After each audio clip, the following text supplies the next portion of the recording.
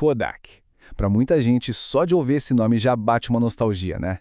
Por gerações, Kodak era a mesma coisa que fotografia. Mas essa é uma história fascinante sobre inovação, sobre um sucesso que parecia não ter fim e sobre uma queda igualmente espetacular. Vamos entender como tudo aconteceu. Por mais de um século, essa promessa definiu a Kodak. Era simples, era genial. Eles não vendiam só câmeras ou filmes, eles vendiam a facilidade de guardar um momento para sempre. Foi assim que eles tornaram a fotografia algo acessível para todo mundo e viraram parte da nossa cultura. E então, veio esse ano, 2012. Aquele império que parecia indestrutível, de repente, desmoronou. A empresa que colocou uma câmera em quase todas as casas do mundo pediu falência. Essa é a grande pergunta, não é? Como isso aconteceu? E olha, não foi por falta de tecnologia nem por falta de gente brilhante trabalhando lá. A resposta é uma das maiores e mais duras lições do mundo dos negócios. E é essa história que a gente vai desvendar agora. Para a gente entender a queda, primeiro a gente precisa entender o tamanho do sucesso que eles alcançaram. A Kodak não era só uma empresa, era praticamente uma força da natureza no mercado. Essa linha do tempo aqui mostra quase um século de domínio total, desde a câmera Brownie, que custava só $1 e basicamente democratizou a fotografia, até o filme Kodachrome, que trouxe o mundo em cores vivas para dentro da casa das pessoas. Eles eram tão importantes que até a NASA usou a tecnologia da Kodak para mostrar para a gente as primeiras imagens da Terra vista lá do espaço. E o tamanho desse domínio era uma coisa, assim, impressionante. No auge, ali pelos anos 70, a Kodak era dona de 90% do mercado de filmes e 85% do mercado de câmeras nos Estados Unidos. Na prática, eles eram um monopólio, eles eram o mercado. E é bem aqui que a história dá uma virada irônica. Porque a semente da destruição da Kodak não foi plantada por um concorrente, não. Ela foi plantada dentro dos próprios laboratórios da empresa. Vamos viajar no tempo para esse momento. Imagina a cena. A gente está nos laboratórios de pesquisa da Kodak. O negócio de filmes está bombando, vendendo como nunca, e o futuro parece mais brilhante do que o flash de uma câmera. E aí entra em cena um jovem engenheiro de só 24 anos chamado Steven Sasson. Ele recebeu uma tarefa: pesquisar o potencial de uma nova tecnologia de sensor de imagem. Só que ele acabou fazendo muito, mas muito mais do que isso.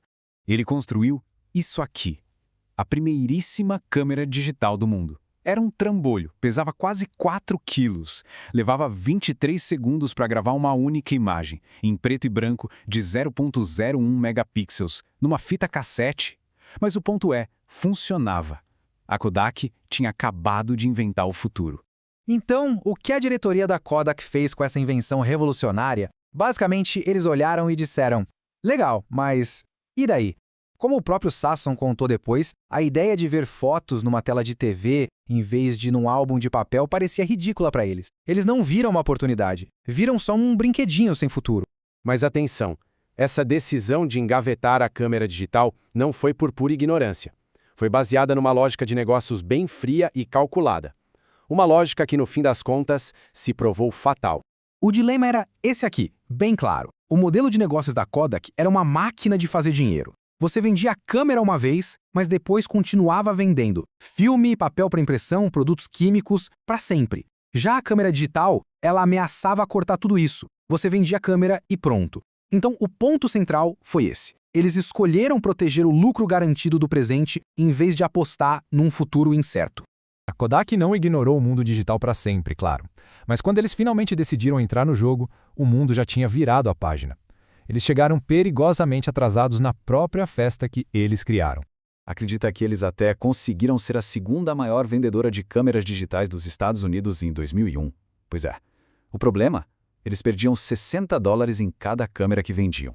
Os concorrentes eram mais ágeis, mais eficientes. Enquanto isso, as vendas de filme, que era o que dava dinheiro de verdade, estavam despencando. Era uma armadilha criada por eles mesmos.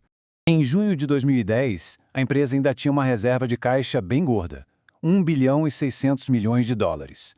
Parecia que ainda dava tempo de virar o jogo. Mas apenas um ano depois, em junho de 2011, essa reserva tinha encolhido de um jeito assustador. A empresa estava queimando dinheiro numa velocidade alarmante. E aí veio o fim que parecia inevitável.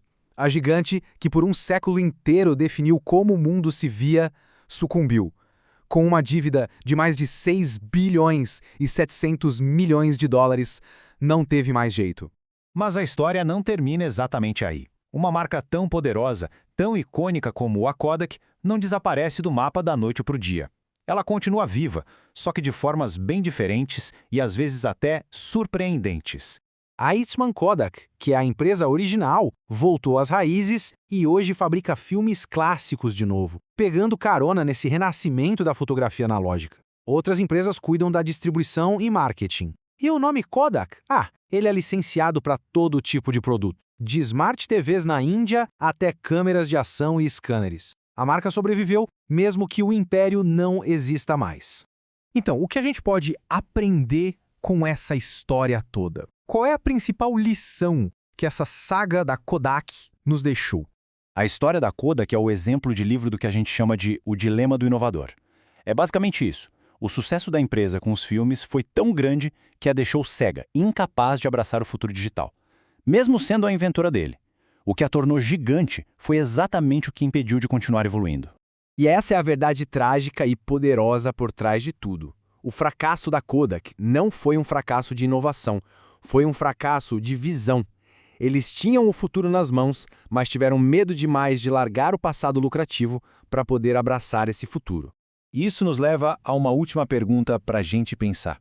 A história não se repete, mas ela rima.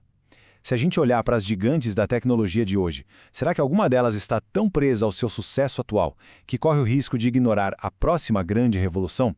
Uma revolução que talvez já esteja nascendo dentro dos seus próprios laboratórios? Fica aí a reflexão. E com isso, a gente encerra a nossa análise.